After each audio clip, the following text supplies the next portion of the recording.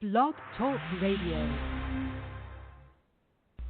Here at ACO Radio, American Communications Online, or any affiliated stations or websites are not responsible for what guest hosts or call-ins may say. All programming is intended for informational and entertainment purposes only.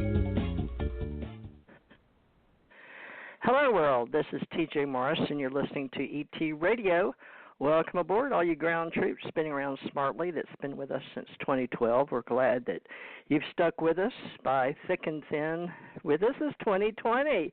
Happy New Year, everybody. So I'm excited. This is our first show in 2020, and we're all about family and flag and faith and fame and fortune, all the F's, freedom. But we like to be real here and tell our truth. And today, I almost didn't get on because I had to wait till I put this information on to the last. I just had one of those psychic feelings. It may be one of those things that's hard to get on. And it was. So I waited till the last minute to put on Dr. Bruce Cornet's guest. And lo and behold, as soon as I did, it wasn't 2 minutes until I got knocked off the studio, lost my password, everything. And so the algorithms shook me up, which I had a feeling because Dr. Bruce Cornet had shared one of his emails with me with some interesting YouTubes that have been placed in our wonderful cyberspace. And we don't know how long all that's going to last, but apparently he listened to a friend of mine, Robert Morningstar, who had UFO Digest with me, and Dirk Vanderplug in Canada. And I wrote for them for many, many years, and Robert and I are still friends, and I talked recently to him. And we're doing all we can to help people in disclosure, alienology, and things that go bump in the night. We call the paranormal world, so to speak, Men in Black, exposure to disclosure.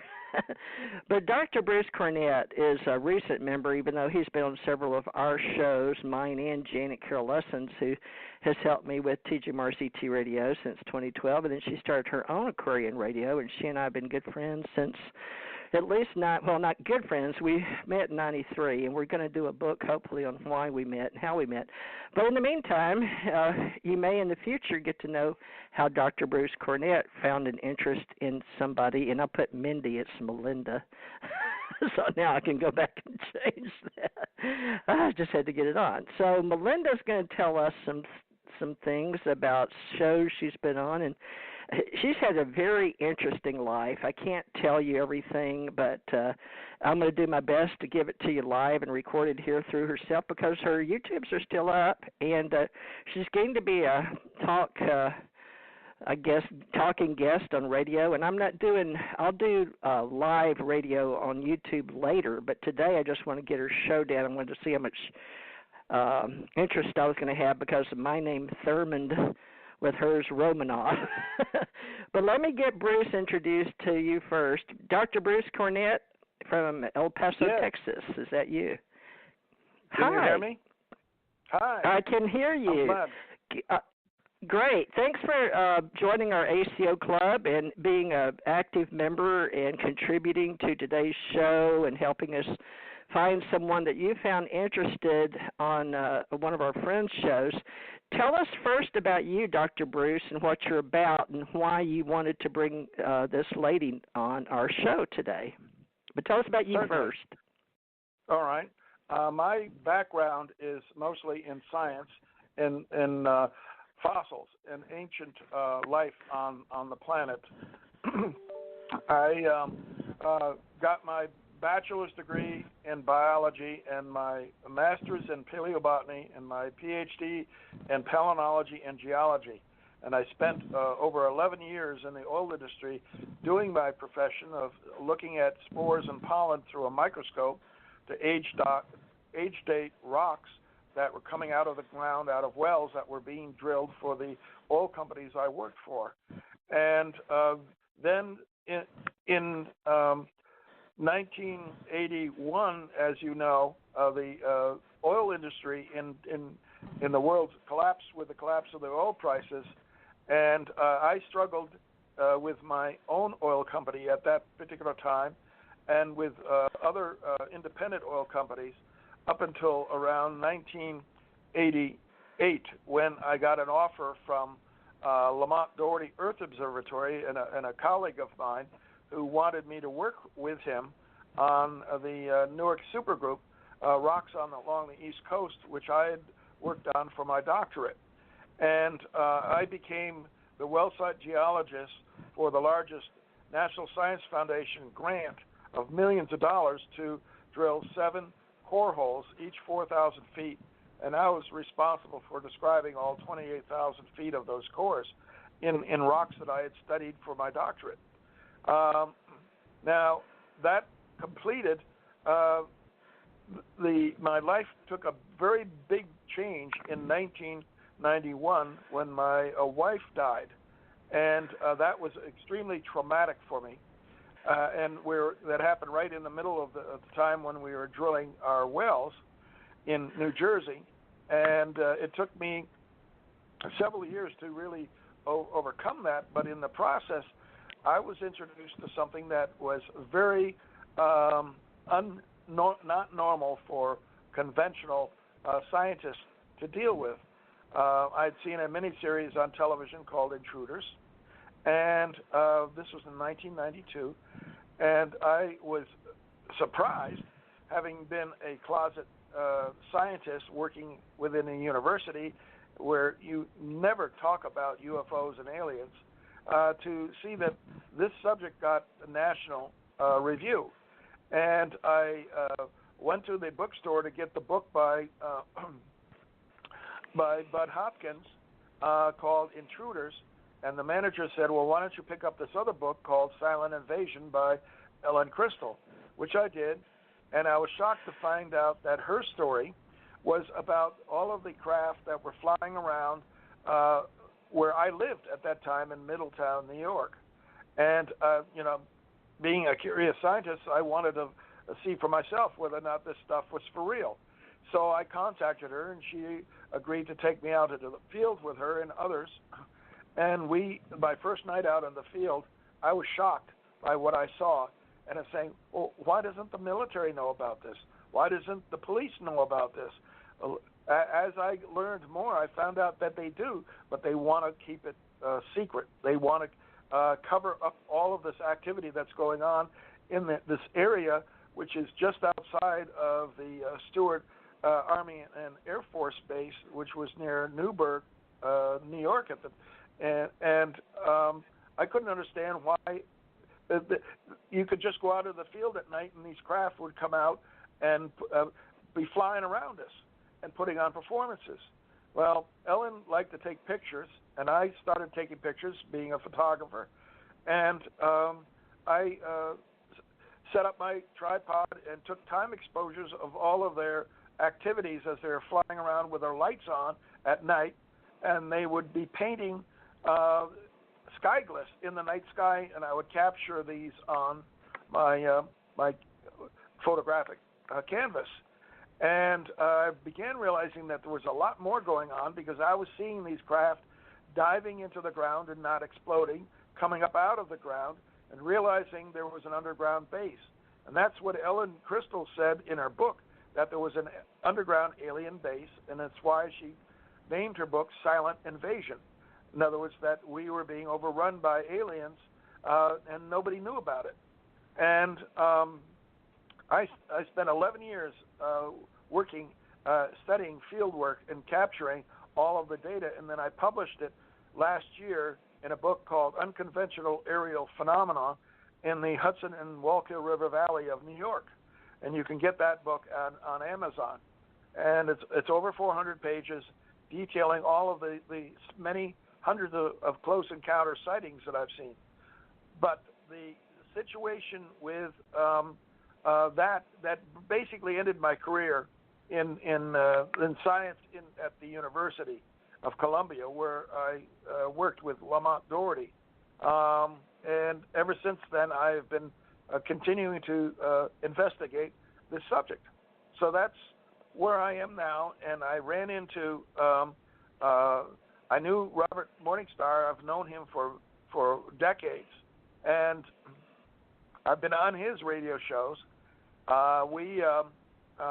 are good friends, and he let me know about this one woman called by the name of Melinda Czarneska, and she is an extraordinary lady, extremely brave and courageous, unbelievably so.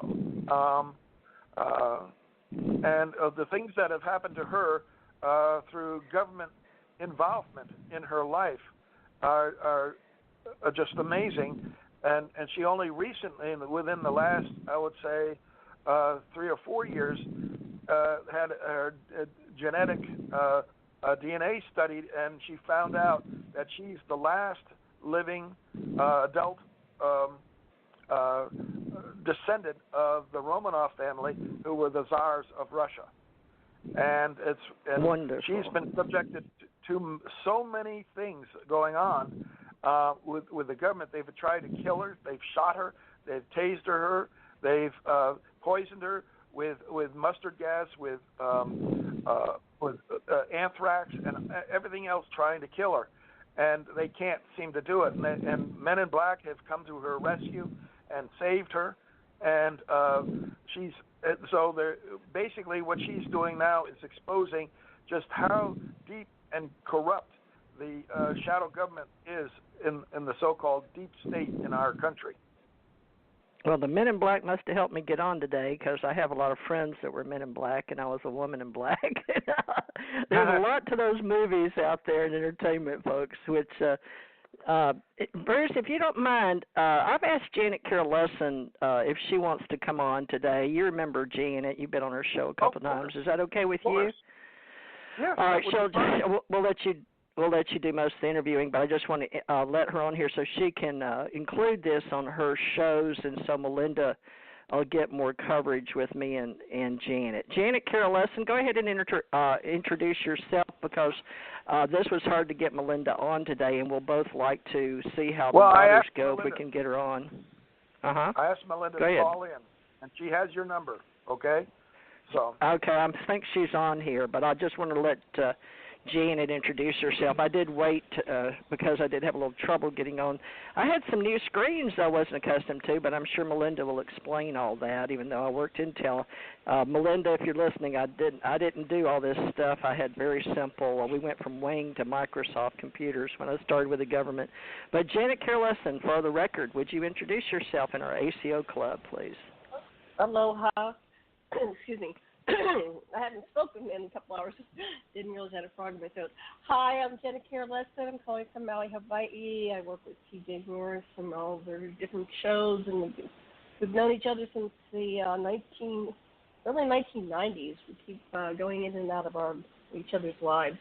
So I'm very interested in the Romanov story. I was watching a series of YouTubes with Anand Giridharadas and a couple other people, and they said that the pitchforks are coming. And one of the pitchforks events was, when the royals kind of got uber rich, ultra rich, and the poor got poor, the Romanovs got taken out in Russia, which is the home of my husband. He's pure Russian outside. And then, of course, if you watch Victoria and you watch The Crown, the royals are always worried about when the different monarchies are going to be taken out. In fact, to this day, they're always balancing what they can say, what they can do, and they're in fear of when will they end the monarchy. So, the monarchs get their heads chopped off like Marie Antoinette and taken out like the poor Romanovs. And so I've been researching it a little bit, but really interested in hearing your perspective on this story. And, I guess you have to hide if you're royal, but now you're out on the radio. So we're not sure what will happen to you. I feel for you, and I'm really interested and excited about this topic today. So thank you, TJ. Back to you.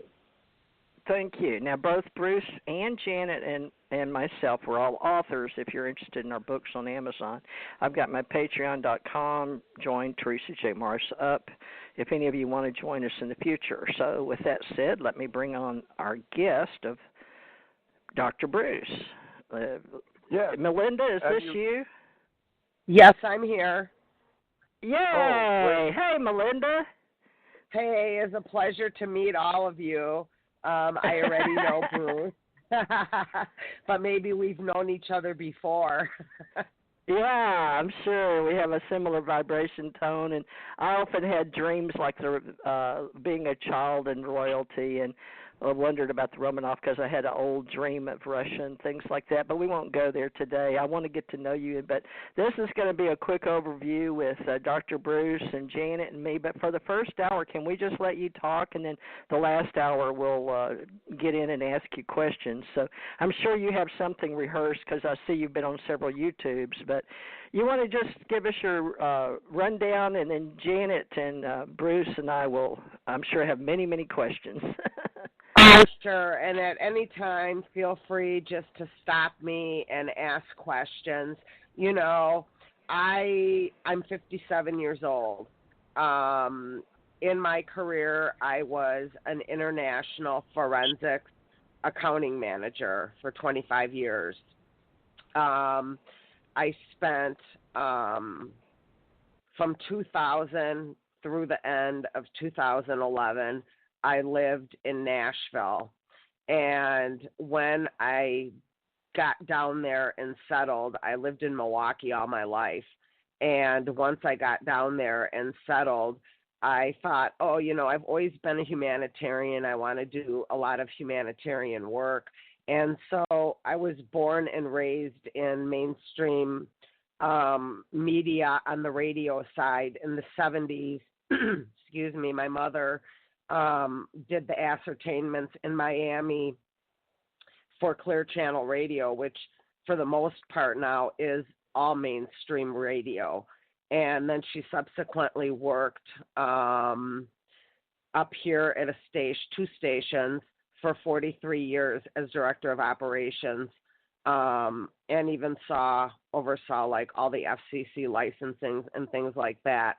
Prior to her career there, after World War II, she worked at the Pentagon for the Chief of Naval Operations under top secret clearance, which she helped develop these higher tech programs, you know, that we would consider now alien technology developments, if you will. My mother is still alive. She's 92 years old. And so she's had a very interesting past in her own career. I didn't know anything about my Romanov connection at all. Growing up and through the years, I didn't find out until 2016. Some terrible things happened. I joined Alliance when I was in Nashville with CMA, the YWCA, and recording artist Martina McBride. And I chaired her celebrity auction full-time on top of my full-time work, fighting human trafficking and domestic violence. Over those 8 years, we saved and rescued 56,000 women and children.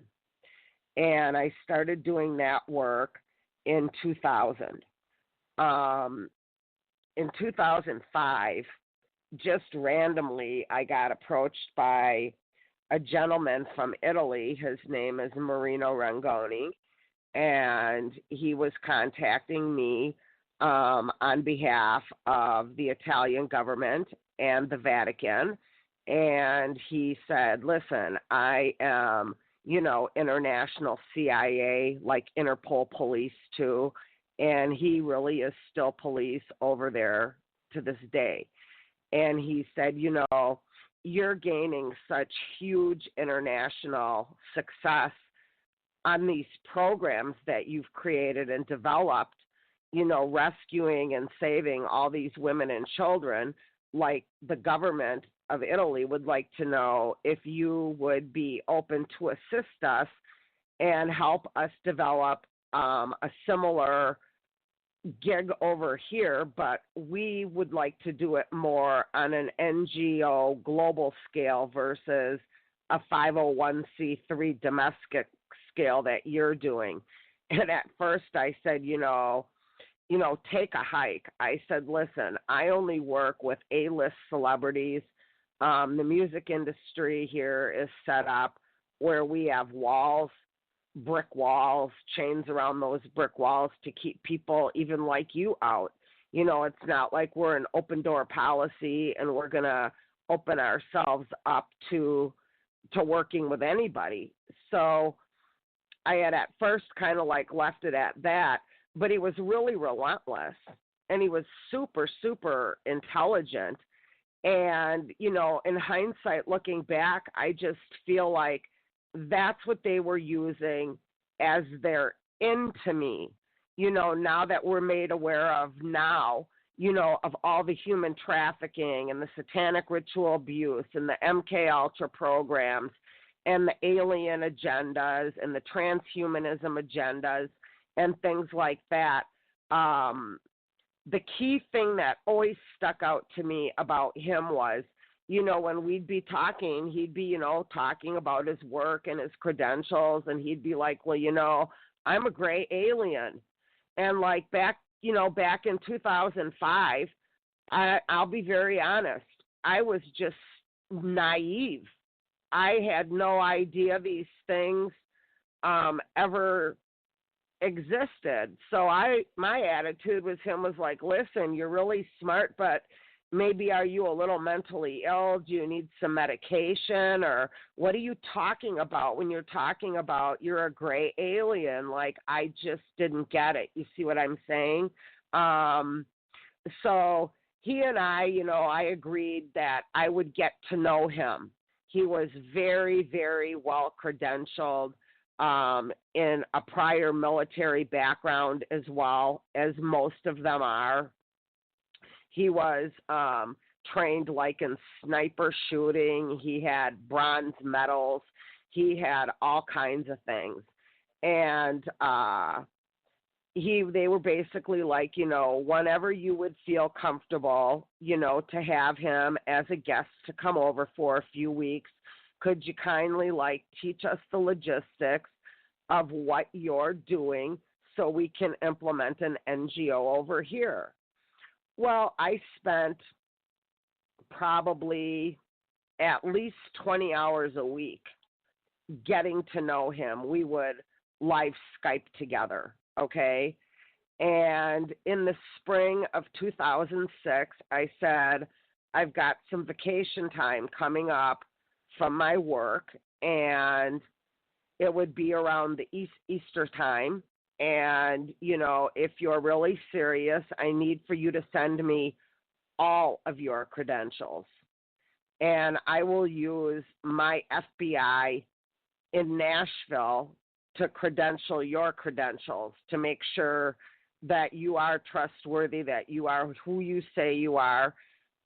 It just so happened that at the Nashville field office, my friend that I worked with in the music industry, his name is Scott Augenbaum, and he happens to be the FBI's national and international director of cybercrimes. So that kind of worked out really good. Like if this guy was a phony, you know, like he would get caught and then that would end all of that. But Scott credentialed him. He said, you know, he is everything that he says and more. There's like, you don't have to worry. Everything's going to be okay.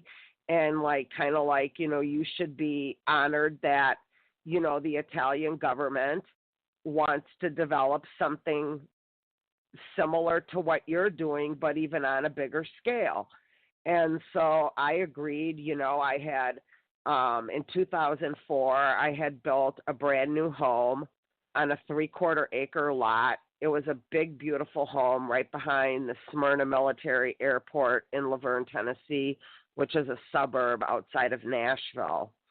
And he comes over and he's there for, I don't know, a good week or so.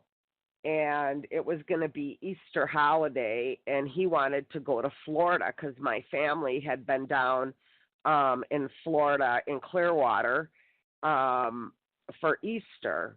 And they all still lived in Wisconsin. So he's like, well, why don't we go down to Florida and meet with your family? I'd like to get to meet your family, and we can have a holiday together down in Florida too. And I thought, well, why not? So we all went down to Florida.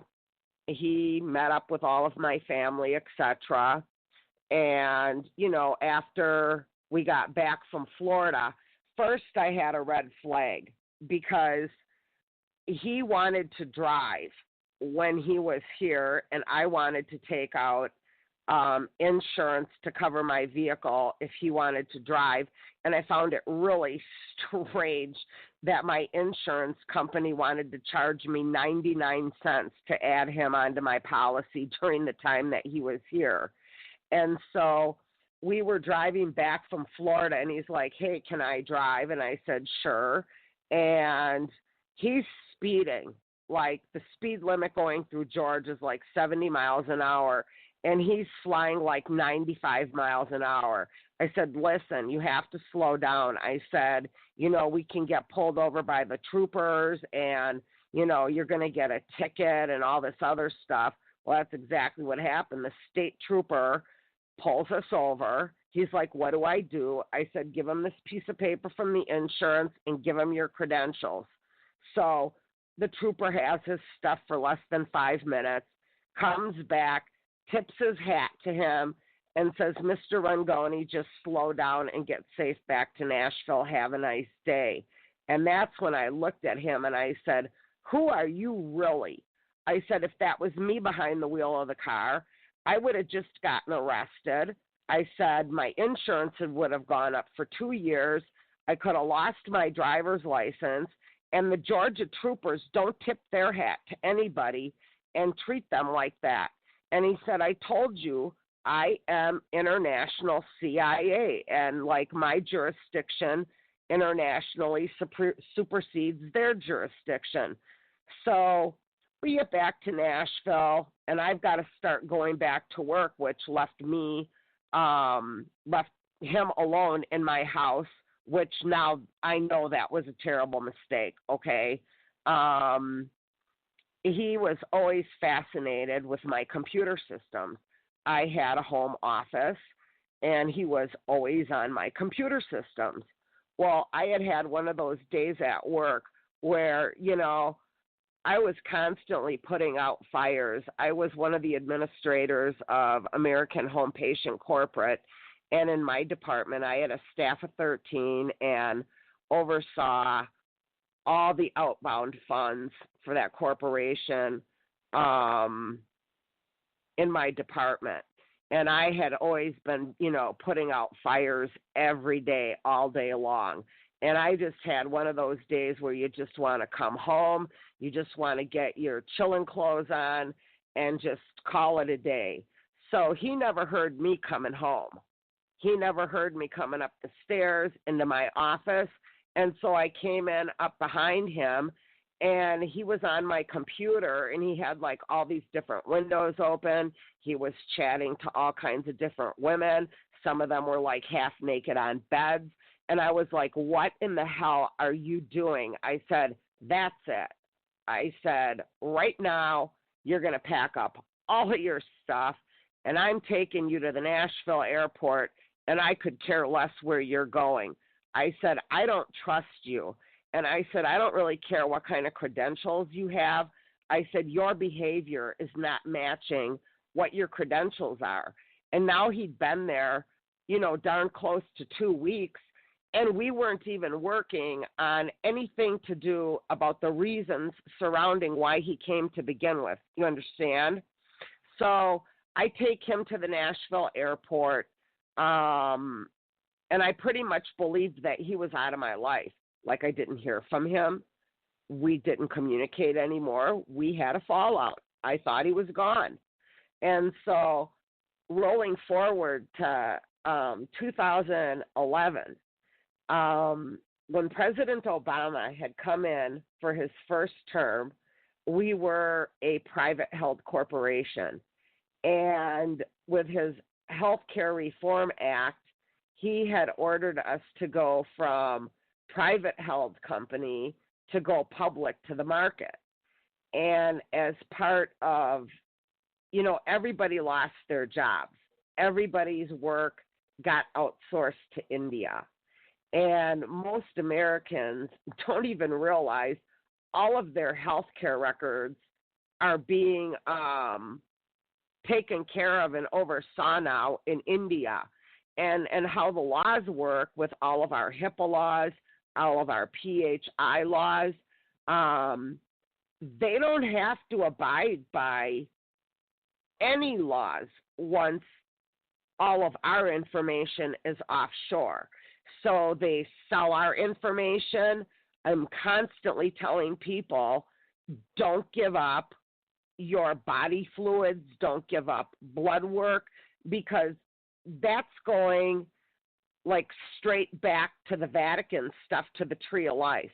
Okay, so I'm always telling people, don't give up that stuff, and trying to educate the public overall that our health care records are being held in India and maybe even some other countries now that are not our friends, okay? And so they offered me a separate benefits package. I'm very trained in systems.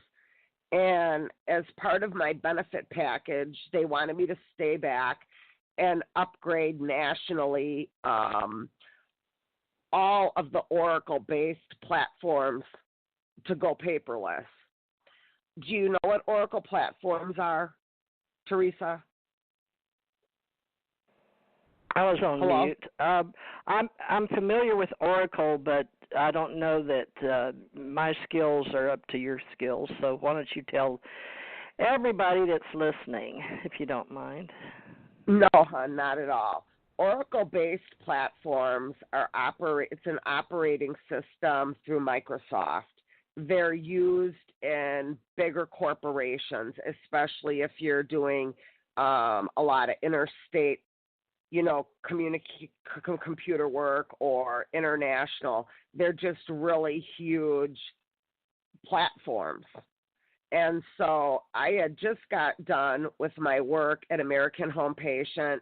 I was now on the bench, and my home system crashed. So I was like, I'm going to just go out and buy myself a new computer system. And I bought myself a wireless, satellite computer, all touch screen, made by Gateway. And you bet it was a Gateway. And I had gone on Mother's Day to the air show. Over the years, I had become acquainted and friends with some of the United States Thunderbirds, the Blue Angels. Whenever they were going to have their air shows once a year, they would come to practice through the week. So I'd get the air show all week long because my house was in their direct landing path. So I would go to the air shows, we'd hang out, we'd take pictures and stuff together. So on Mother's Day, I come back home and I'm like, well, this would be kind of cool. Then 2011, I'm still waking up to how to take pictures and put them up on Facebook. I had just gotten a Facebook and I'm trying to play around with Facebook. I'm like, I think that it would be fun to put these Air Force pictures with my Air Force buddies up on Facebook. And so I did that, and then I log out of my Facebook. I'm going to shut down my computer for the night, and all of a sudden I saw them Oracle icons shutting down in my home system. And I was like, what in the hell is this running in my home system? So I know how to get into my different drives, my C drives, any kind of external drives. And so I'm like, they know now I'm on my own system trying to figure out what they're doing.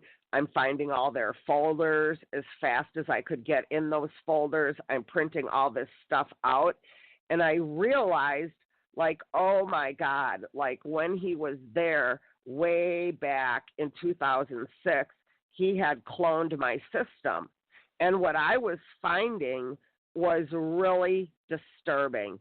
It was running in 39 countries with the deep state and the international shadow governments. He had set up a Dun & Bradstreet account on Wall Street where they were using that account for the money laundering side to go to the Cayman Islands. okay? And I'm like, just kind of like a mad woman for a few days trying to gather my intel on this stuff.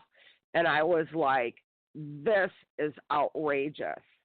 And he had also, like, cloned back then. I had a Yahoo account, and he had made darn upwards over 40,000, like, bogus accounts. But he wasn't as smart as he thought that he was, because he would do things to me. I would be digging in my email and find emails from me to me. But if I'd go back, in the security sides and find out, the IP addresses and stuff, it all came back to him. He actually named my computer his real Marino Rangoni name, running all those files through my home system. So he wasn't very clever as far as that goes, and I was able to pull all of this data.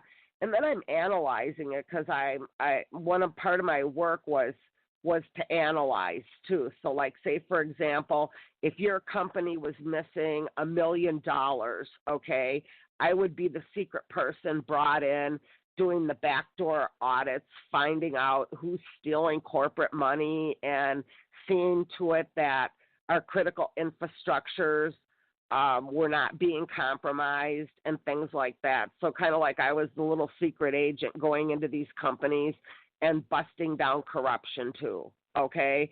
So I knew what I was doing, and what I was finding was just incredibly illegal, number one. Number two, that when I realized that, listen, this is all connected to these international mobs and cartels, and, it was in the trillions that was being transferred through that Dun & Bradstreet account to the Cayman Islands. And I'm like, I got to get this stuff out of my hands. I'm like, I need to get this out of my hands. So I packed up my car with the systems, with all the paper trails. I'm not going to say online here today how I have other media saved and where it's secured even to this day, but that's been done numerous times because of the vastness of it. So long story short, I'm exhausted now, and I've got to get this stuff out to Washington, D.C. I had specific people that I wanted to get this stuff into their hands, because I sure as hell didn't want it in my hands. It was very dangerous for me. And so I got it successfully into the hands I wanted to after a huge war, and that's when I was introduced to who really is the deep state and who the shadow governments are. They made themselves known to me, if you will. And so I get back home. One of the things that he did was he made all kind of name variations for all of my family members too, that he was using to solicit the resale of these huge Oracle-based products, platforms, services, along with public key codes and things like that. And he was trying to resell them for approximately 50,000 euros a piece. Now, you got to understand, this is all stuff that's been pirated and hijacked from Microsoft. And I thought, if I get out of this alive, it's going to be a miracle, because I had people chasing me. And I'm not talking about just a couple vehicles. I'm talking miles of people trying to run me off the road. I say it was during that trip that I learned how to be a NASCAR driver to keep alive. So I have family up here, very wealthy family in construction. They mostly do government jobs. And that was the cousin that I introduced him to on our trip to Florida.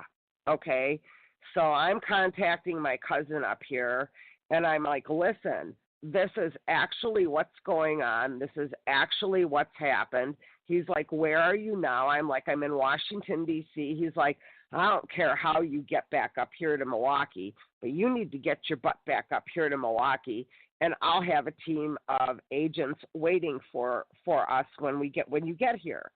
And I said, well, I haven't had any sleep. It's been days now. I said, I've got to rest a little bit, but then I'll be on my way.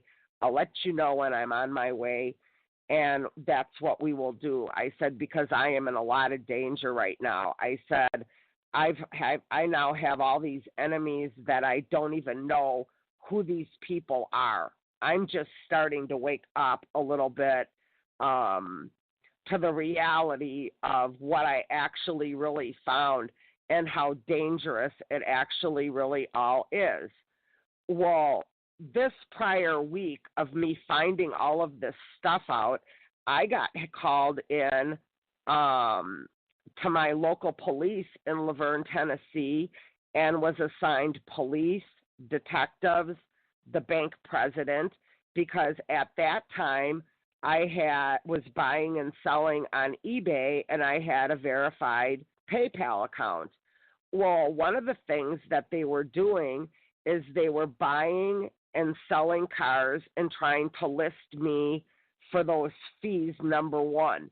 Number two, after they exhausted my bank account, they were going backdoor and going into the bank's money every night, trying to write themselves checks, e-checks for like thousands of dollars, and that got tied to me. So, when I did all that music industry work and so on and so forth, I always had my own police teams. I had my own SWAT teams. I had my own FBI teams. I had a totally clean record. I'd never had a ticket in my life, never a traffic stop or anything. And so they all sat me down and they were like, listen, these thugs and these criminals, they're really dangerous and they're smart. So, like, just for example, should you ever find yourself on any road or a dark road, even being pursued by police, don't ever stop till you're in a well-lit area. So I'm keeping these kinds of things in the back of my mind now that I'm seeing this really bizarre fallout happening all around me. And now I'm going to head back from Nashville up to my family in Milwaukee up here. And so I got out of Tennessee pretty good. But when I hit Kentucky, I'm telling you, all hell broke loose. These people were on a vengeance for whatever reason to kill me. I'm flying in the emergency lane, the bumpy one, going like 90, 95 miles an hour, and I'm just trying to keep myself alive. And I was somewhere between Bowling Green and Louisville, and I was finally able to successfully get off an exit at about 85, 90 miles an hour. And how I did not flip that car looking back is a miracle in of itself. But I found myself on a frontage road. I didn't even know where I was. All I was so thankful was there was nobody pursuing me. There was nobody with me. I was alone and just trying to get my composure back together. And I thought, whew, I just really need a little peace here. And sure enough, here come the troopers. And all I could think in my mind was what my detectives and my police told me back home. If you're ever being pursued by a police, even on a dark road, don't ever stop until you're in a well-lit area. And so I put my flashers on. I could see up a couple miles that I had a well-lit area coming up, and I didn't know what to do.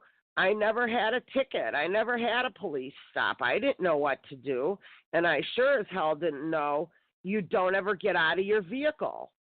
And so I get to my well-lit area. It's in Munfordville, Kentucky, which is Hart County, Kentucky.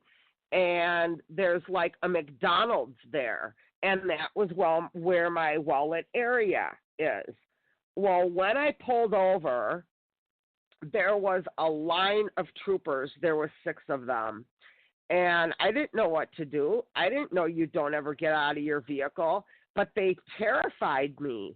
And so I'm like, I got out of my vehicle. I put my hands up in the air like to surrender, and they all ambush shot me. Those officers did. And then they shot me not just with bullets, but with tasers too. And then they cuffed me, and they threw me to the ground, and they kicked and they beat me into a bloody pulp. Then they flipped me on my back, and they injected my ribs with some kind of drugs or something, and it started to make my body convulse.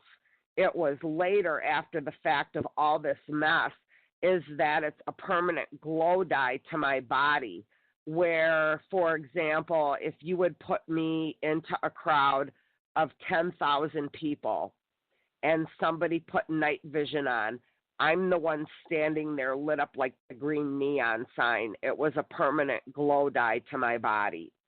And so after they injected my ribs, they flipped me back face down.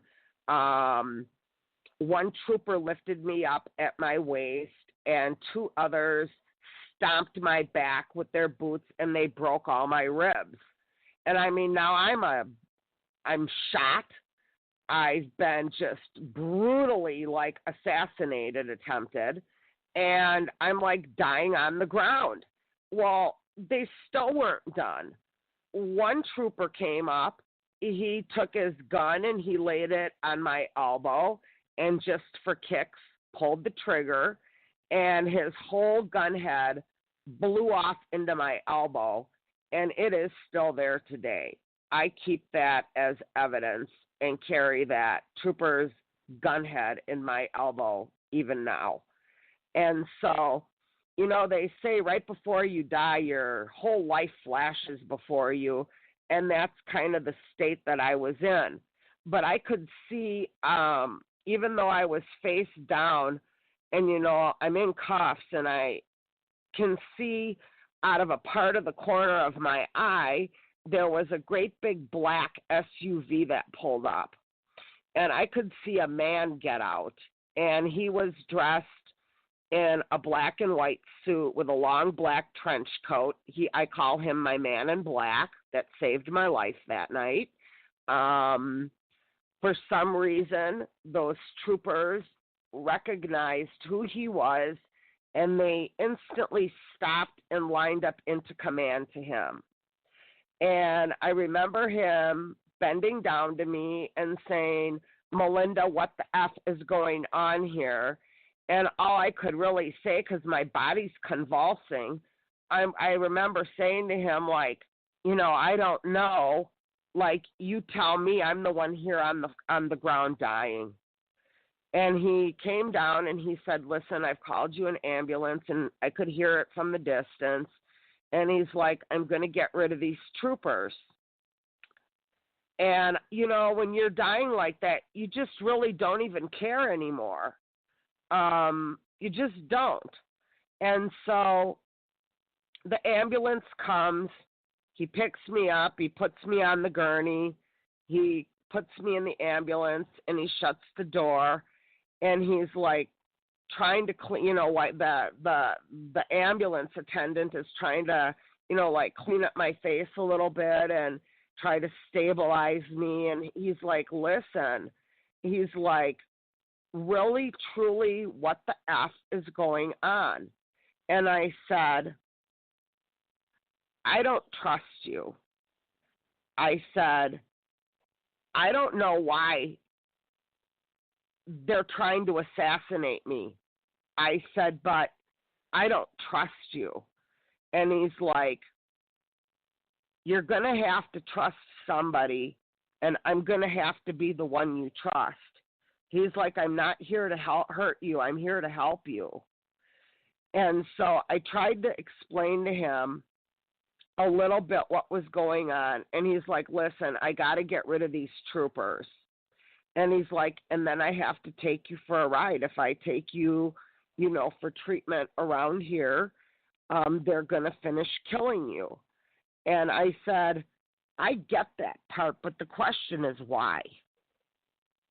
And so he did. He got rid of the troopers. Then he helped me out of the ambulance. And when he got me to his SUV, he took my cuffs off and he laid me in the back seat and he said, we have to go for a ride. And if you were to ask me now, like, how long was the ride, etc., honestly, I don't know. I was in and out of consciousness.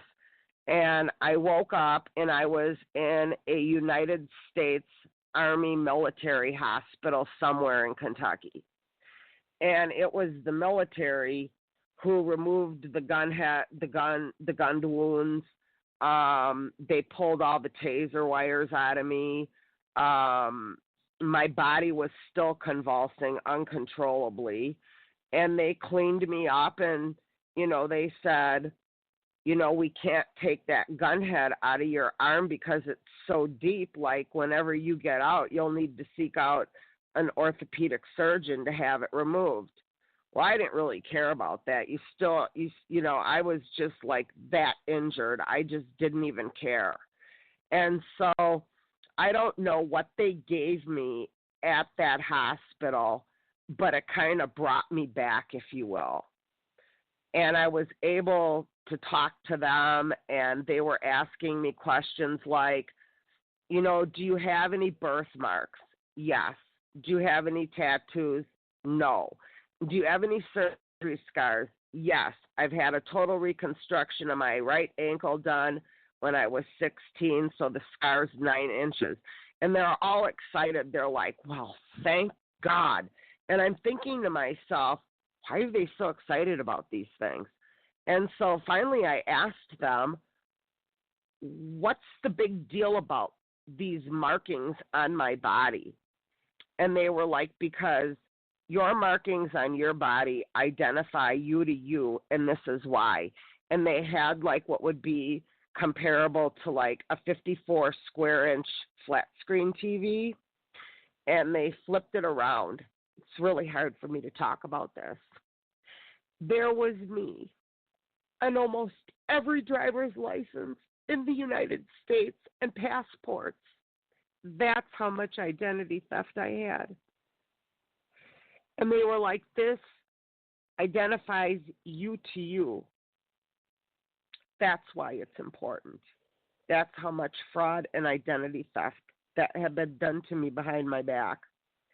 And so once they were done with me, the man in black, as I call him, he's like, now we have to take you back to the jail in Munfordville, and now you have to face your charges.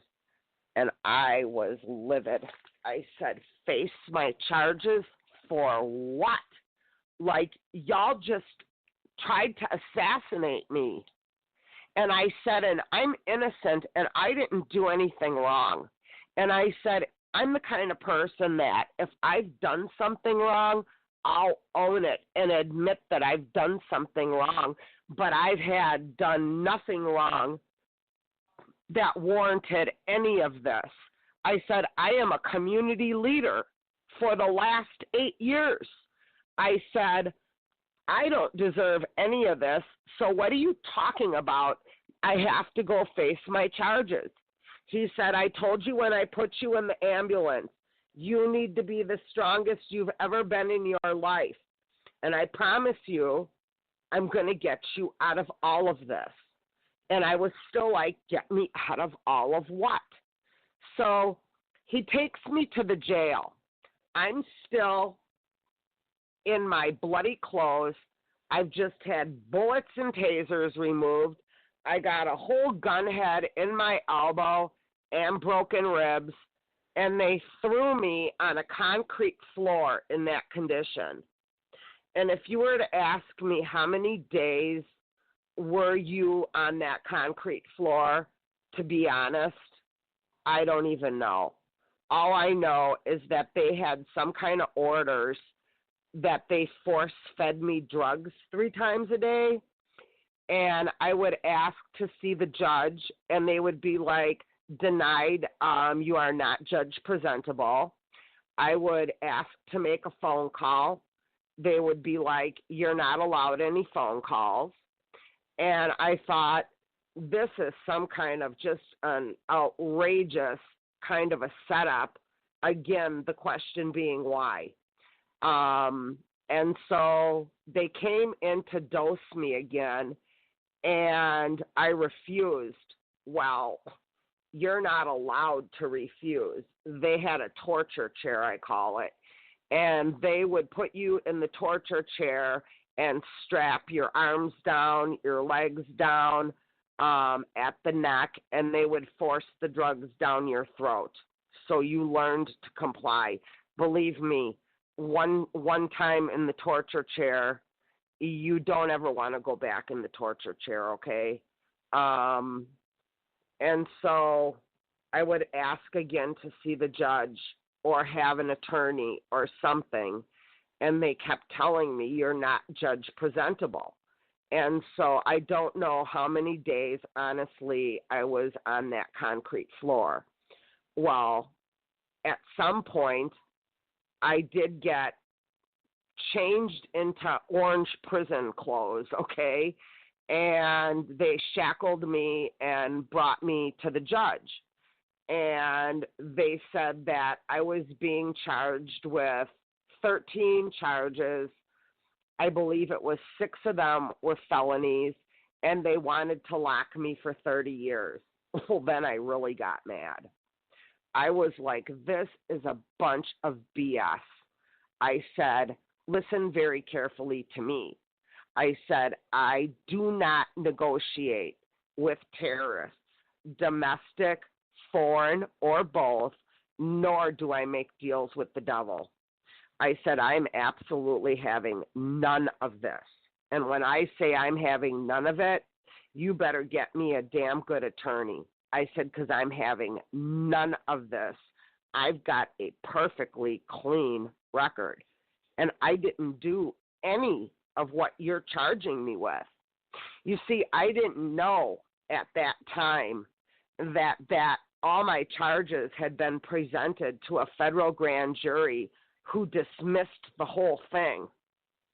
And I didn't know that they had come back after that dismissal and added a 14th bogus felony, and that also got dismissed by a federal grand jury. So by law, they should have already had let me go.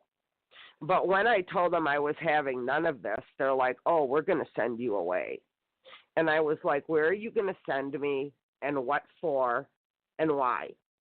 And they're like, well, we're going to send you away. You know, like, we want to give you an evaluation to verify the facts to the statements that you're making. And then I thought, okay, fine. So they transport me to Eastern Kentucky to a maximum security Army prison. In the confounds of that maximum security Army prison, it is like sectioned off where they house 11 men on one side that you don't ever have interaction with, and on the other side they house 11 women, okay? I'm telling you one thing right now for all of us that are listening. People, don't go home from there, okay?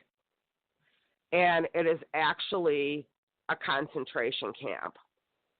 And yes, they do some evaluations there or whatever they front up.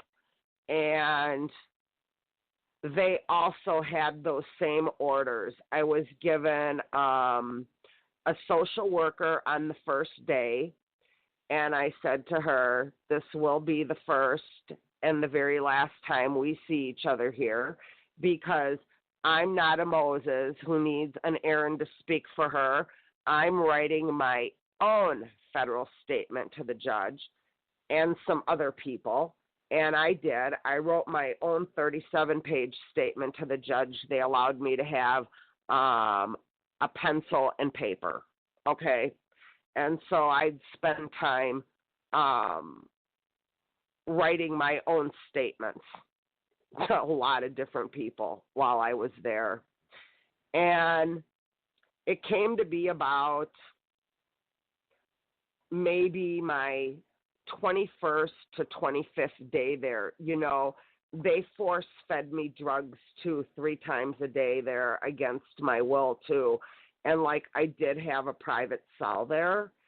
And all my guards were sergeants on up the ranks. And I don't know what they would do to us or do to me at night. All I know is that when I would go to sleep on my bed, many, many mornings I just woke up in a heap on that floor, wondering what happened and how did I get from being on the bed here to being in this heap on the floor, okay? We may never know those answers. And one day I got called by the sergeant to go see the doctor at his office. And my sergeant's in there with me with the doctor, and the doctor says, I'm in review of your federal statement. He said, can you go into all our military security levels and find all of these networks that you're claiming is going on with, you know, international corruption and stuff? And I said, of course I can find it. So he's like, here's my computer. Go backdoor into my computer and find what you're talking about. And I said, okay. So I go to his computer. I find it all. I find all of it. And he freaked out. And my sergeant's in the corner just smiling and giving me thumbs up. And then when he was done with me and I was done on his computer, he's like, okay, you can go back to your cell now. And it was about 2 days later, he came to my cell. The sergeant came to my cell. There was another military officer that came. There was a nurse that came. And they all came together into my cell and said, Melinda, are you ready to go home now? And I started crying. I said, don't mess with me.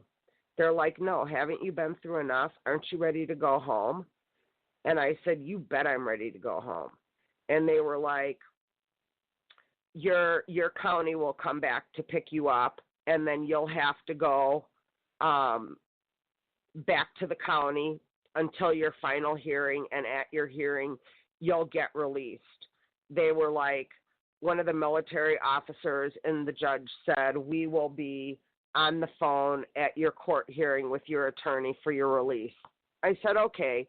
The problem with that is once they came to pick me back up and take me back to the county, they don't tell you how long your wait is going to be until your final hearing. You know, it's kind of a limbo thing. They don't tell you anything.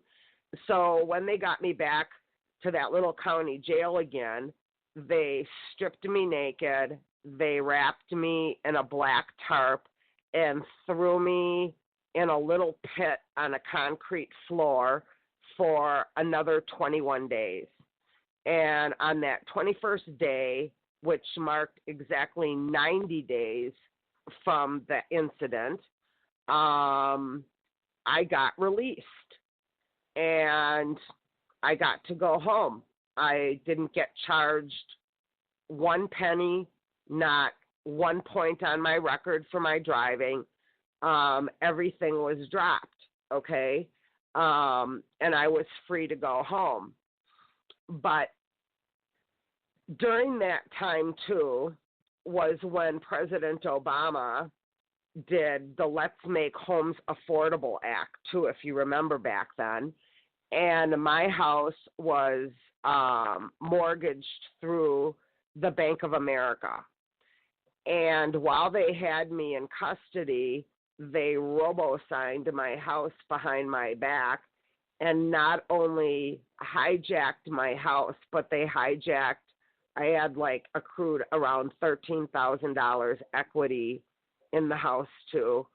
So when I was going to go home, I was going home homeless. And I get out, and the jailer gives me a note to call this guy because it's just a little hick town, and the car had got impounded to the lot, and the car got repossessed during that 90 days. And I didn't really care because it was a new car that I had co-signed for my adult daughter, and it was like a burden to me anyhow, because she was just bullying the hell out of me. That's another interview for another day, but I didn't care that they repoed the house, but I had a note to call the guy from the impound lot who said, call me when you're out. I have something that you want. And I couldn't imagine what this man would possibly have that I would want. And so they let me make one phone call, and I called him. And he's like, are you out? And I said, yes. And he's like, I only live like less than 5 minutes away. And he's like, I have something you want. And so he picks me up and he takes me back to his house, which is where his lot is. You know, we got to remember we're in the South, and it's just a small hick town. And he's like, I'll be right back. And he comes out, and he had my purse. And in my purse was all my ID. And, you know, back then I had money. And so I had about $1,000 cash. And he was like, I've been holding this cash for you and your IDs and stuff. I knew that you would need this to get out when you got out. And so he's like, is there anywhere that I can take you to? I said, well, I have even no idea anything about this town. And I said, is there a hotel out here? And he was like, yes, there's one. And so I had been released in my dirty, bloody clothes again and didn't want to be walking around like that. So he took me to the only hotel in that town, and that hotel manager was really kind to me. So once I got settled in my room there for the night, I walked up to like what would be like a Costco. They had like a small, you know, store, kind of like a Target Costco.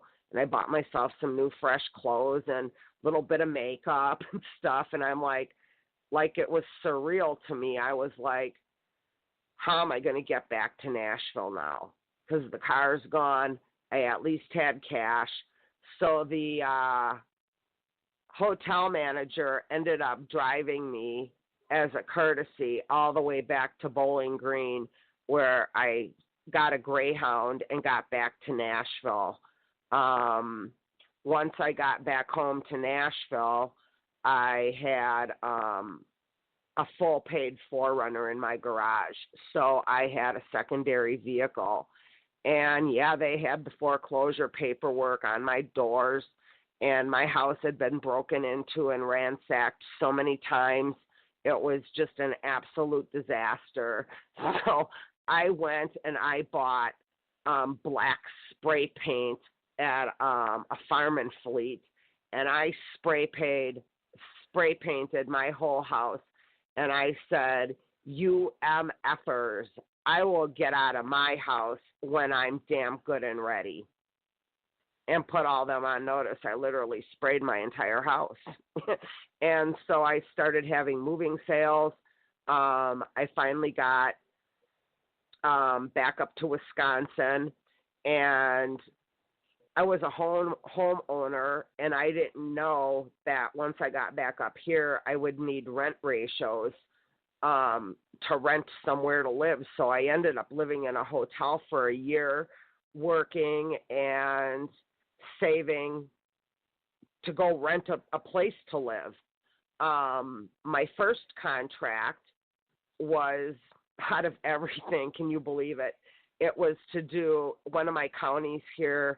I took contract work to be to go in and prep one of the counties here in southeastern Wisconsin for their state audit at the police fire and Department of Public Works. That was my first contract back to work.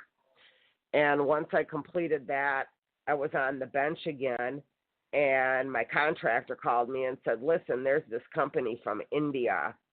They're a staffing company, and they want to hire you. And will you go and be their chief financial officer? And I said, well, let me go interview with them. So I went and I interviewed with them, and they hired me on the spot. Well, I had found out, they wanted me to start right then, which was red flag to me. Usually if you go interview somewhere, like maybe you're going to start, the next day or in a couple days, not let's just go to work now. You're hired. Let's go here.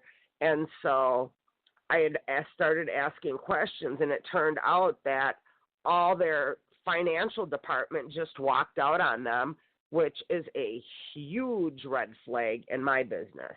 So immediately I sought out an outside CPA service to sign off on everything I did. Because when you work in high finance like I worked, like even now, if I would have signed off on something that would have been illegal transactions back then, now I could be prosecuted because I signed off on it. And so what this company was doing, they were a staffing company from India, but they own they have a ginormous home office that is called Technocraft. And it's, if you Google it, they're just a ginormous empire. And what they were doing is, people are now familiar with like the travel bans that President Trump implemented. He, for the most part, has capped the HB1 visa program. And that in part is to do with what I've helped him implement because of working for this staffing company. They would bring their engineers over here under short-term visas, and then they would do like this. They'd send maybe 35 engineers over here at a time, and they might send one or two to Harley-Davidson, which is in Milwaukee. They may send them down to work at Convergy down in Illinois, and then the rest of them, they were sending them up to Canada to work and having a secondary staffing company charge our little office back in Brookfield, Wisconsin, thousands of dollars a month as a secondary inter-running staffing company that was paying the engineers who were 100% violation of their visas to even come into the U.S. to work, only to send them to Canada to work, which is totally illegal. And here I'm thinking, oh, God, here's another setup all over again. But I wanted to stay behind because, you see, I was getting port notifications every single day. And I was like, what do you guys want me to do with all these port notifications? And they're like, oh, you coordinate all the deliveries. And when I'm telling you that they had port deliveries coming into our country every day, it would start at New York, loop all around the whole country, back up into Canada. And I was like, listen, you guys are a staffing company. You don't manufacture anything. And what are you doing all this offshore billing for? And what are you sending into my country? Well, they sure as hell didn't like my questions, okay? So after I gathered the intel on that company, which was just another damn setup all over again, I got a hold of it was the only job in my life I ever quit. I just absolutely quit one day when one of the VPs came in and ordered me to wire transfer to his friend in Atlanta, Georgia, $25,000 cash. And I said, I need an amortization schedule for repayment back on this money, especially if you're using corporate funds to do it. I'm like, what kind of an idiot do you think I am? I said, you have no schedule of repayment. It is illegal to use business money, even for a short-term loan for your little friend in Atlanta, and I refused to do it. I refused to sign off on it, and so I quit that day. And when I quit that day, I took my intel with me, and I reported them to Department of Homeland Security for being in violation of their visas for their employees. I reported them to the International Port Authorities. I reported them to Secret Service and to the CIA and to the FBI, okay? So now I've got that company that I'm thinking that I'm done with. Well, I had saved enough money at this point where I found a beautiful flat to rent. So I had my rent ratios in order. I paid them security deposit, first month rent, last month rent, and then paid 3 months extra rent ahead. I just didn't want to worry about it. And during that time, I had her living with me at that time.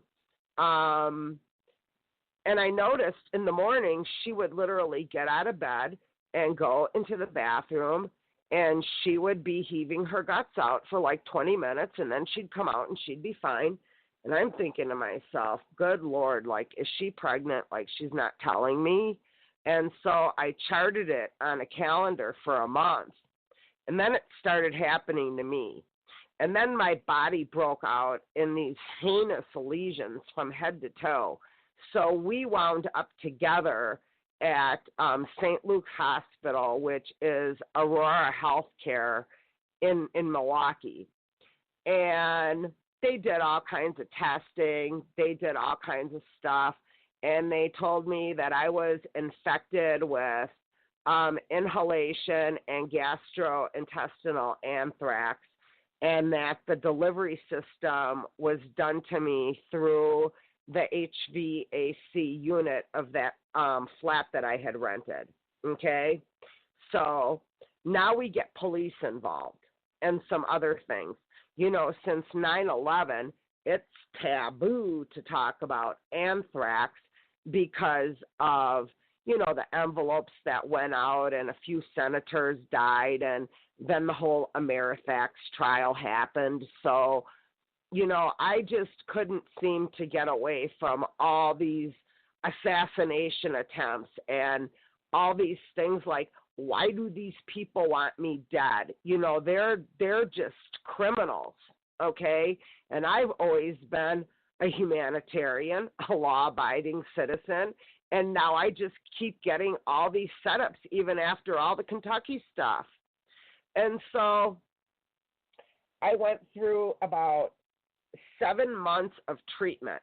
But on the second visit to that hospital, I noticed something was really, really amiss, because I'd walk into the hospital and I would get escorted to my glass room by either police, Milwaukee police, or security, not even medical staff. And then within 10 minutes, you know, the black suits would be standing outside my door. And I didn't confront them.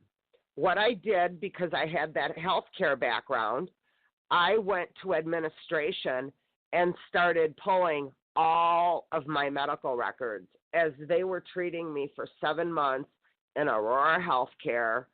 They were blocking my records for release immediately, and then they were eliminating me epic nationwide to nationwide doctors like I never even existed, okay? And so one day I get a phone call from Officer Pakovich from the Milwaukee County Sheriff's Department. He's their top forensics officer. And he said, you know, I need to have a meeting with you. Can you come down to my office and meet with me? I said, sure. And when I got down there, I had brought in all my medical records along, and he had all my medical records too. So we went page by page by page through all my medical records. And when he gets done, he's like, wow, Melinda, they have really done a number on you. And I said, yes, sir. And what are you going to do about it? And so he kicks his chair back. He crosses his legs, puts them up on his desk, and he's like, I'm not going to do a damn thing. And I started bawling. Like, what in the F are you talking about? Like, this is attempted murders ongoing again, the question still being why, and you're the top forensics officer that prosecutes any murder or attempted murder or any kind of heinous crimes in Milwaukee County, and you're telling me you're not going to do anything? And I said, what are you talking about? And he said, no, you listen to me very carefully. He said, very rich and powerful men in this city paid me and Sheriff David Clark Jr. millions of dollars to steal, destroy, and kill you. Now get the F out of my office.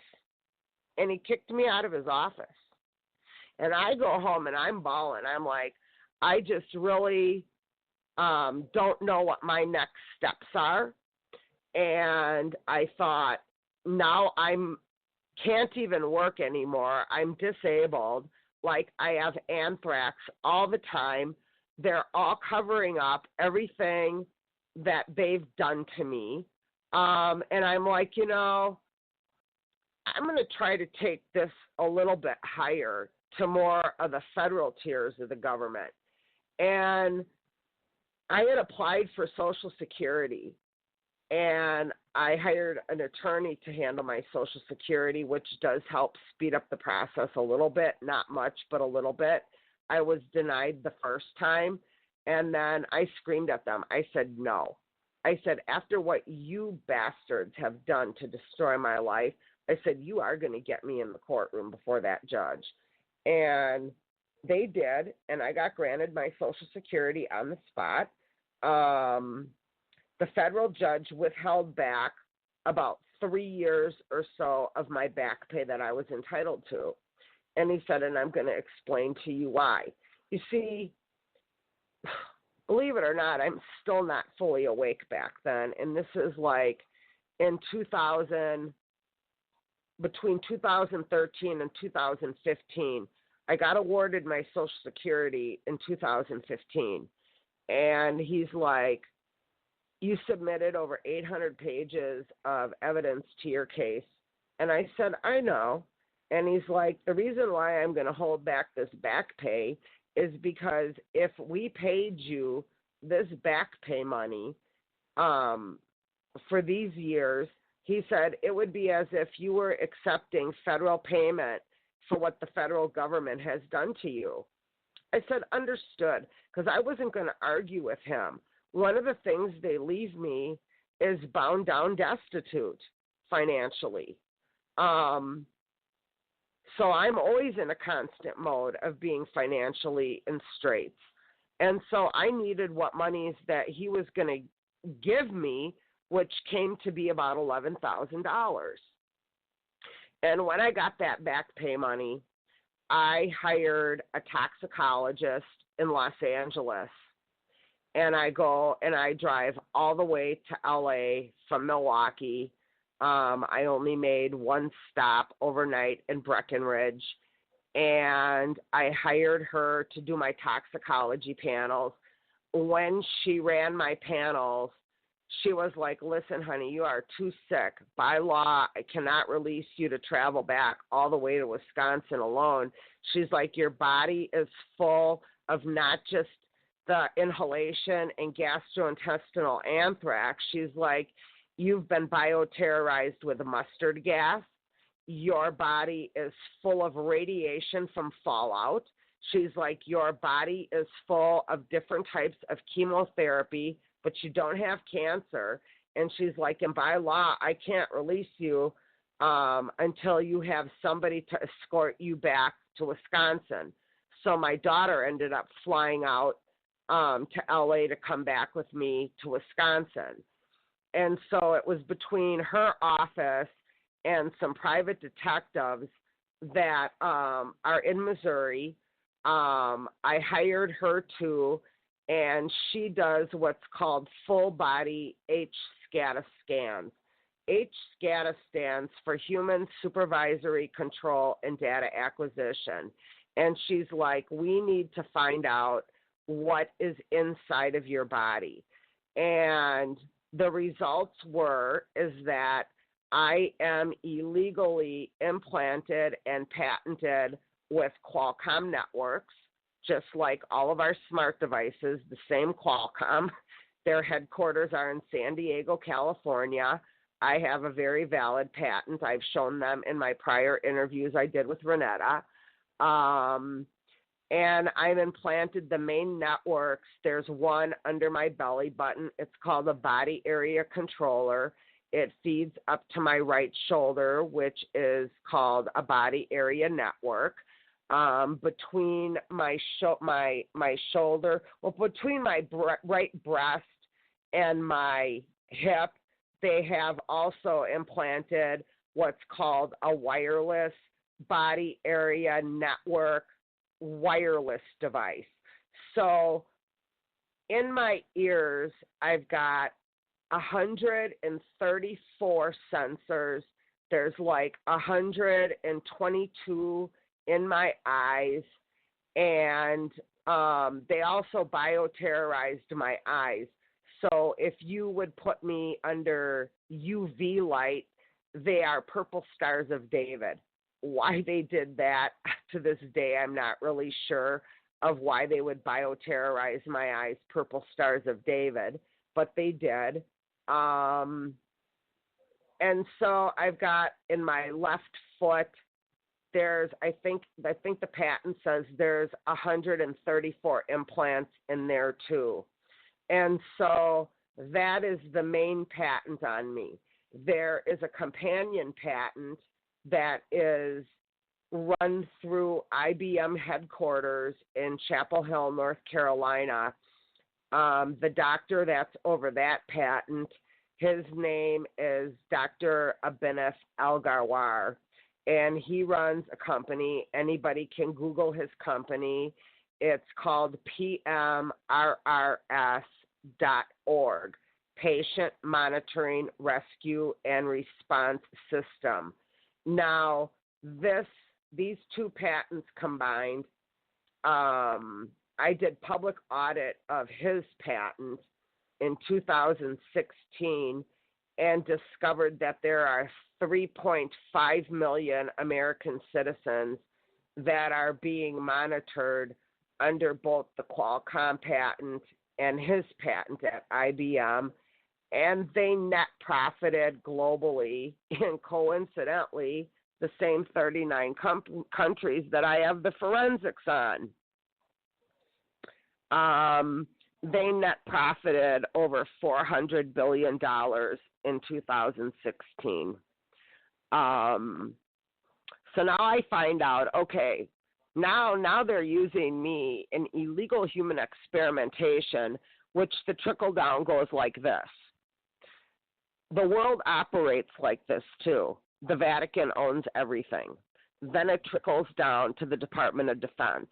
Then the funding goes down to the CIA, which falls down to Department of Homeland Security, down to the grant funding to the universities and medical communities for the GPS fusion centers.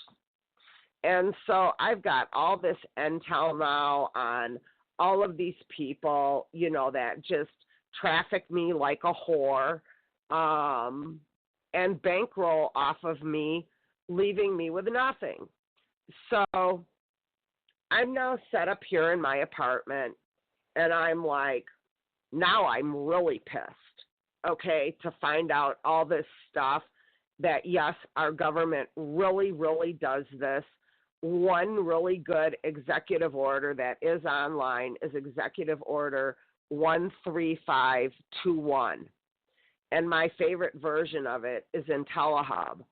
And again, President Obama signed that onto that was already an existing executive order, but he added to it. And in that order, it allows our military to spray our own citizens with biological agents for secret testing, okay? And so I was like, President Trump's now in office. And I opened up whoop-ass with Department of Homeland Security, Office of the Inspector General, because, see, when I'm really sick with the anthrax, my body self-replicates this next generation germ warfare anthrax, which is being conducted out of the United States Army Utah Proving Grounds. And the next generation germ warfare anthrax is going to be aerosols. And I often wonder if they're not already doing that in the chemtrailing, because the main concoctions of the chemtrailing is barium, aluminum, mercury, lithium. They put viruses in there, and that's really, in essence, what they're spraying us with. So I'm finding all this stuff out, and I'm sick of being sick with the anthrax all the time and having to put myself into a hospital situation where I'm shoved into the glass doors, or, you know, they put me in the glass room. Sometimes I had an experience, and this is the one that sent me over the edge, is they got me all hooked up to the IVs and shut the door. And instead of the black suits coming, there was an officer just all in black uniform with a canine dog outside my room in an emergency department. So I take myself with my little hospital gown and all my IVs, and I roll out and I go confront him. And I said, listen very carefully. I said, they may have positioned you here with your little canine dog. I said, but the least you could do is let me greet your officer. And that dog, I'm telling you, that dog cried. That dog sniffed me up and down. That dog started cleaning me like he wanted to take care of what was ever the matter with me. And as I walked back to the room, I'm telling you, tears came down that dog's eyes. And that was the last time I decided that I was going to put myself into that kind of predicament. And they got me stabilized. They give me military-grade levofloxacin when the anthrax gets really out of control and I need to be stabilized.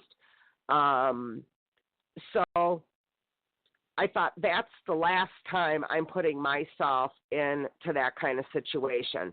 Now, no matter how illegal all of this is, okay, I still fought with Department of Homeland Security's OIG office because I still should have some rights. Even though all this is being done behind my back, I still should have some rights. And in 2017, I got a hold of Department of Homeland Security, OIG, and they opened up a full 3-week investigation on me. And everything that I claimed came back proven. They offered to settle with me for $210 million, which I have still yet to see one red cent from that. They gag ordered me, and my gag orders are through the United States Marines. Where back to? Of course, right back to the Vatican. And in there, they've got this clause that if I talk about these things like we're talking about today publicly, in their little gag orders, they would charge me $1 million per incident, per violation of that. And so after their investigation was concluded, I got a bill in the mail from the toxicology team because, like, I had to send in hair samples, I had to send in body fluids, they had to make special toxicology panels, and they billed me $204,000 for their little investigation. And I thought, I'll be damned if I spend 1 cent of any of these bills, like I'm the victim and they wanted the investigation. They can pay the toxicologist. So I sent the bills to President Trump. I said, you guys can pay this. And by the way, where's my settlement money? All right. Well, she's no longer my toxicologist. We're just going to throw that out there today. She ended up getting raided by the Secret Service, and 2 weeks later followed up by a CIA raid, because in my reports from that investigation, they copywrote and trademarked my medical results behind my back, and I caught her selling my medical results dark web to my patent holders, and I threw a fit. All right. Now, I had already been out to New York, like I previously stated, in 2016 in September, and I had hired an attorney. She was my toxicologist. They were like, we're going to run your DNA and your bloodlines to see if we can somehow figure out why are you so targeted. And so when I'm in New York studying, I get a phone call from my attorney and her, and they're like, your results are in. They're like, are you sitting down? And I'm like, yeah, I'm sitting down. They're like, well, we want to make sure that you're sitting down for this. And I'm like, what? They're like, you have absolutely no clue who you are, do you? I said, no. I said, enlighten me. Like, that would be nice to know. They're like, you are the last surviving Tsarina Romanov from Tsar Nicholas II and Alexandra Romanov. They're like, you know Anastasia? I'm like, yeah. They're like, she's your great cousin. And they're like, that's why they keep trying to kill you. That's why all these terrible, heinous things are being done to you, because you are the sole heir of the trust that was set up for you at your birth. And I'm like, oh, really? And I said, so how do I go about getting my trust? They're like, it's really super dangerous. I said, well, that I can figure out. These deep state shadow government people have been trying to murder me for years. Now it makes sense. Now it makes a lot of sense. And they were like, when you were a teenager, did your mother ever get certified mail from the Russian Federation to notify her of your trust fund? And I said to my attorney, I said, I remember it like it was yesterday. I said, I can still see it in my mind's eye. I said, the thing is this was the 70s. And I said, this was when all like the mail scams were starting and all of that junk, that was coming out of Africa. Oh, if you just send this back, we'll send you, $10 billion, that ridiculous, those like chain scams. And that's what my mom thought. My mom threw it in the garbage, but it was actually true. And that was the only time they ever had to notify my mom in legal documentation of my trust fund. She just thought it was a bunch of crap and trashed it.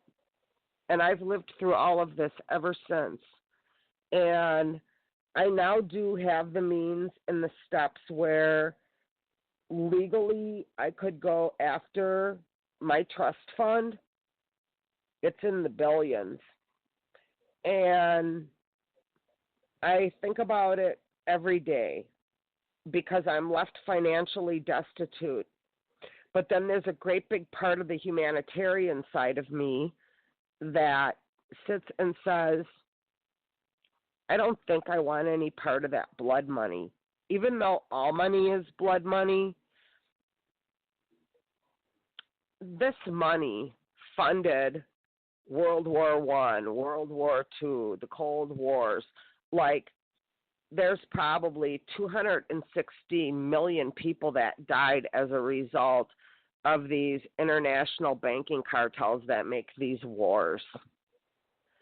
And to be really honest, I would just like my settlements that the federal government has already pre-settled with me.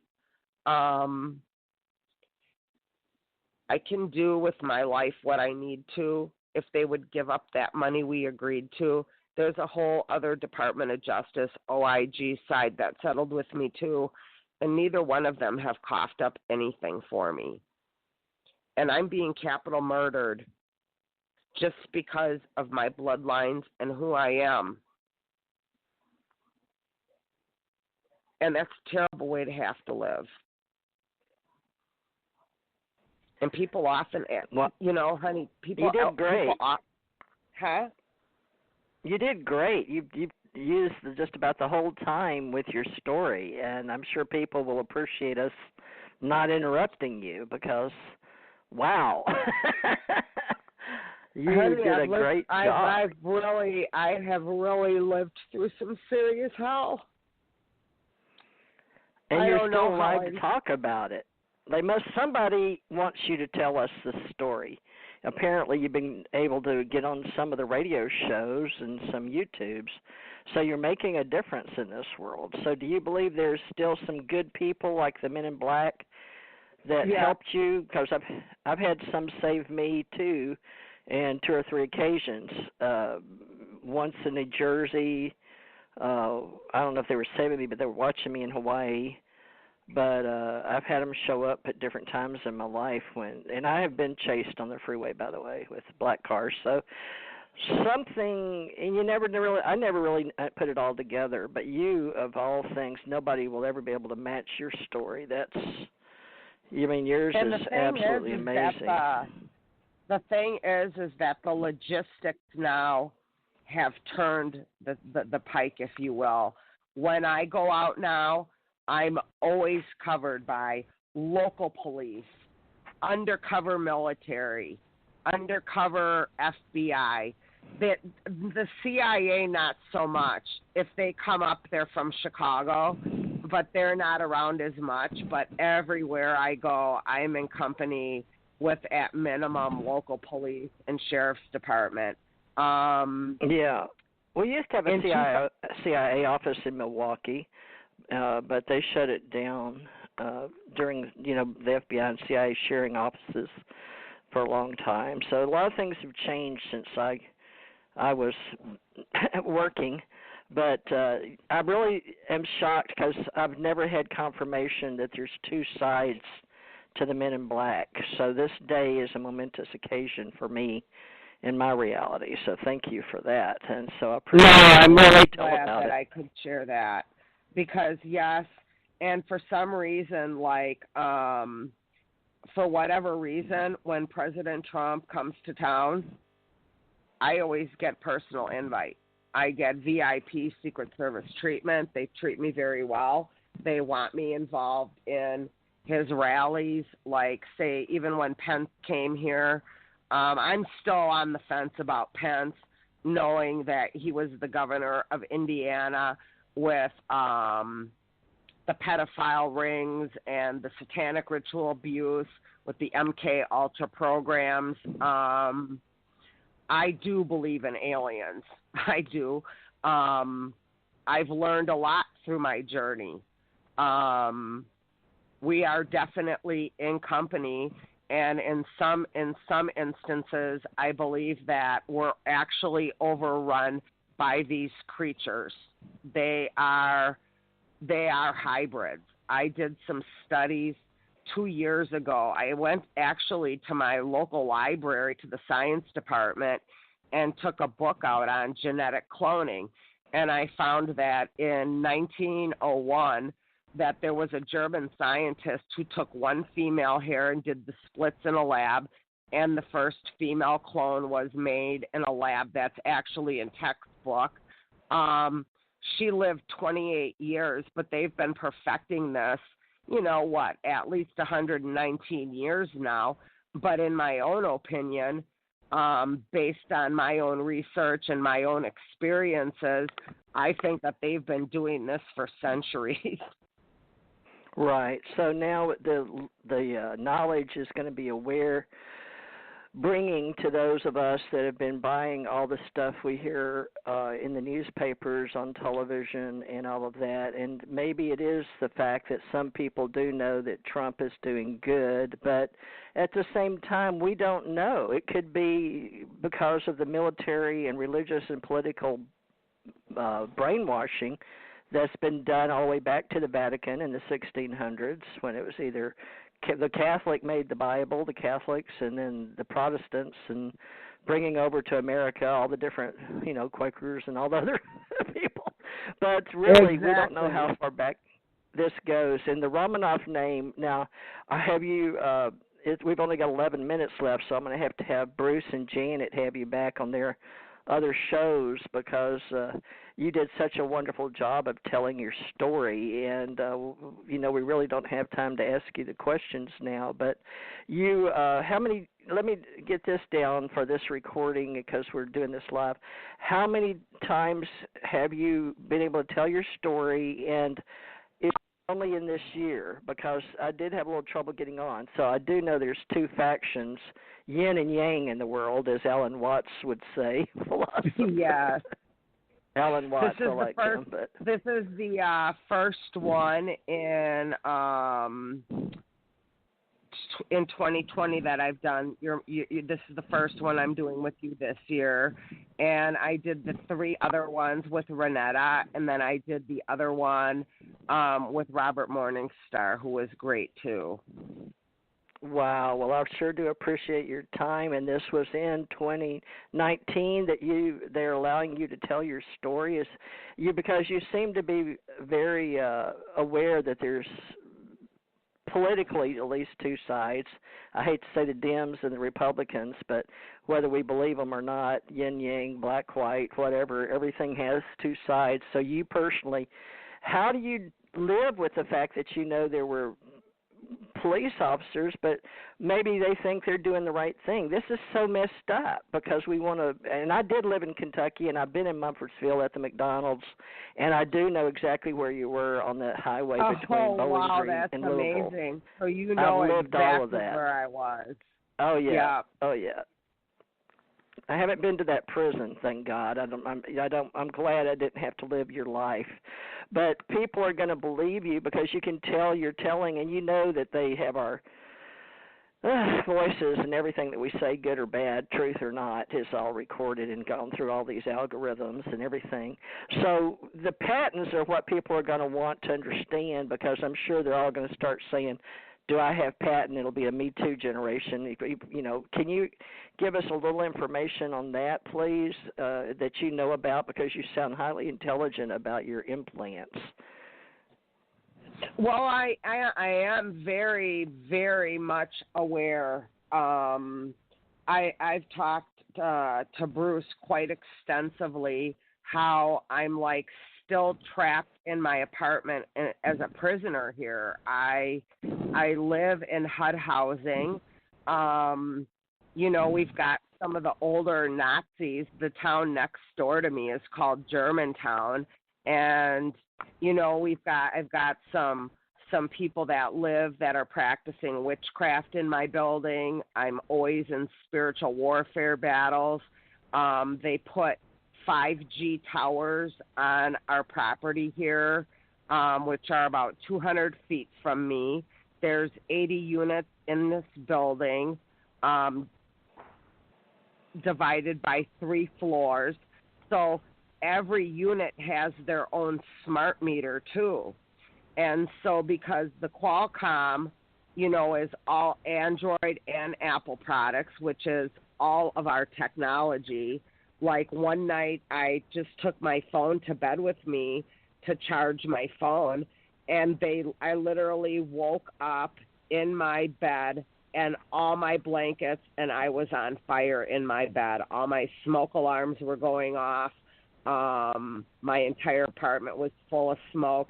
And what is the most bizarre thing to me is that it was like at 4:30 in the morning. All the alarms are going off. Nobody in this building even checked on me, and there's smoke just piling out my windows. The fire department didn't even come. And so I still, when it blew, like it shot some kind of a weapon across my back. I couldn't even like walk for a month. I still have one bruise on the inside of my leg that even when I took a bath this morning, I'm like, this damn thing is still green. Like this was like 4 or 5 months ago already. And like, I am not safe where I live. These people are definitely, you know, I'm in this huge war still with no reconciliation on the federal side of what they do, because, you know, they do these programs. You know, the CIA needs to be abolished. They are the ones who conduct these heinous human experiments and just destroy people's entire lives for profit, you know? Well, like you said, you've got the coming down from the church on the top. And I could go into stories I've heard, or I don't know because I didn't experience, but I heard my husband explain the hierarchy that you gave, and that was the same one he gave. So that's, you're the second person I've heard that hierarchy from. Yep, and now Janet and Dr. Bruce, you're on here.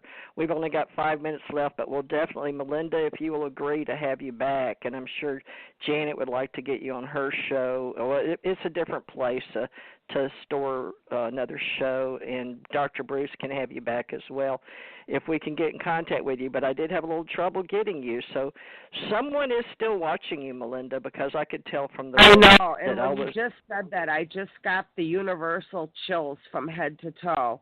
I know that. I am very well covered by the spirit realm, too, on the good side, finally. Right. That's yes, what keeps us Melinda. alive. And my mission here, obviously is not complete. And yes, right. I will definitely come back. I'm honored that, you know, you've taken your time today. Everybody's taken their time today. And it gives me an opportunity to share that, yes, these things are real. Transhumanism agendas are real. We are in company with aliens and, you know, the reptilians. I believe in all of that. I've learned and studied and have now had enough contact to know all of those things are true. That's amazing. Well, all we can do is our own research and search our own spirit and our own soul, which I believe are totally two different things, and the power of three in the universe. And Bruce, I think you did a great job by listening to Robert's show and hearing Melinda. Yes. And I'm sure Janet would like to get in contact with her. But go ahead, Bruce. It was your show really today. Her story needs to be told over and over again because of its importance. It is really one of the most amazing stories, true stories, that I have ever come across. And I told Robert Morningstar that him having Melinda on his show was a winner, and now we have another case, and I'm hoping that she wants to continue to tell her story, and I'm hoping that Hollywood will want to do a movie on this or a documentary. I've already been asked if I would do a movie, and this is what the goal is, and this is where I'm seeking a little bit of help. You know, I hate to ever be in a position. I was always a giver and a humanitarian, but if anybody wants to donate to me, I can get GPay through my royalty12018@gmail.com. I can get donations, and I can get donations straight through my messenger at Mindy Czarneska Romanov. because I'm trying to raise funds. What I want to do is those 3 interviews we did with Renetta in New York in September. I want to get somebody to help me actually take those actual interviews and transcribe them into books, one for each interview, and then put it in script form and to submit it so it can be made to a movie. Right. Excellent. Get a release from her, and anybody's name you mention, you have to get a release from them and all that. It's all legal. Of course, you know that. So with you being here today, I'm sure you and Bruce know we're recording, and this is live, and Janet knows we're recording. So this is part of your future, and really this goes out pretty much open source. You know, it's going to go out on Stitcher and Spreaker and FM radio and Spotify and Comcast. We have all these things where we have this TJ Morris ET radio, and I appreciate you coming and sharing here. And we will have this out there. So some people believe in the ET community that our only protection with extraterrestrials is themselves watching over us and allowing their messengers or men in black to take care of us when we need it. And I've needed it from time to time. So there are two sides to every story. And I'm so glad. You know what? You're the only other person that I've ever spoke to that said that they are in agreement with me where the men in black have assisted them in a positive manner. That is amazing to me. Well, good for you, Melinda. But I really am glad that we had this discussion that it's not everything people are told out there, and unless they experience it firsthand, they pretty much are in the dark. I think we're treated like mushrooms. Yeah, we are. But I'm sure that we'd like to have you back, and if we can help you and put your information out there, just give me permission to do so and email me, and I will help put your information. I'll give it to you right now. You have my permission. Absolutely. Great. And if you could just send me a link that I can share this, and get our broadcast out there and share it to the public. And I even have a friend over who's military police in the Netherlands that I would like to get this. He's requested to be able to share it, internationally too. And this is a beautiful thing for all of us who are experiencing these things that, I call it, we hear that statement, the Great Awakening. And yes, there is a great awakening, and it's because of people like you and people like Robert and people like Bruce that we meet and we are on common ground, and we all understand these things that may have been 5 years ago considered conspiracy theories, but they're really not conspiracy theories because they've been proven. They're no longer a conspiracy, they're a fact. And people don't know what to believe, and they need to understand fear and love and both sides, and it can happen to them. And, you're not the first person I've talked to about being on a cement floor and things, but we don't usually talk about that stuff because it's very hard for people to understand reality is there is fear out there, but we're going to do all we can to make life better. So we'll keep doing our part. There's always the good and the bad and the uglies, apparently, but we got to balance the yin-yang. Well, thank you very much, Janet Carol Lessin. Were you able to stay with us all this time because we're out of time? Janet? I'm here. Can you hear me? I'm here. Yeah, Janet. I'm sure. There's Melinda. I'm sure you'd like to have her on your show as well, so I'll make sure that Janet has your information and Bruce can as well. And Melinda, I'll do a live with you as soon as we can, as soon as you have time.